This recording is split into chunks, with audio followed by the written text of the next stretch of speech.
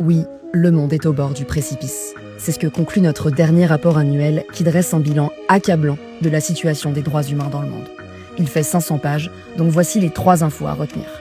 D'abord, les 100 premiers jours de Donald Trump à la Maison-Blanche. Bon, on ne va pas pouvoir faire la liste de l'avalanche de décrets anti-droits qu'il a signés, mais Donald Trump entraîne l'humanité dans une nouvelle ère brutale, marquée par des pratiques autoritaires. Il faut retenir que ces 100 premiers jours accélèrent comme jamais les violations des droits humains déjà observées avant son investiture. Parce que 2024, c'est quoi en résumé? Et c'est le deuxième point à retenir de notre rapport annuel. Ce sont des conflits plus violents et en direct sur nos écrans. On assiste à un génocide en direct à Gaza.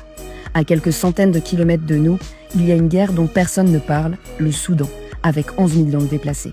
Tout ça dans l'indifférence de la communauté internationale. Cette escalade des conflits a été encouragée par l'inaction des États occidentaux et les attaques frontales contre le droit et les institutions internationales. C'est le 3e point à retenir de notre rapport. Abus du droit de veto à l'ONU, la Cour pénale internationale menacée, des décisions de justice méprisées, toutes les institutions construites après la Seconde Guerre mondiale pour protéger les droits humains sont littéralement en train d'être attaquées. Face à ça, notre alerte, c'est aussi et surtout celle de la résistance. C'est le seul moyen dont on dispose. Alors on résiste et ensemble. Pour lire toutes nos conclusions du rapport annuel, rendez-vous sur amnesty.fr, lien dans la bio.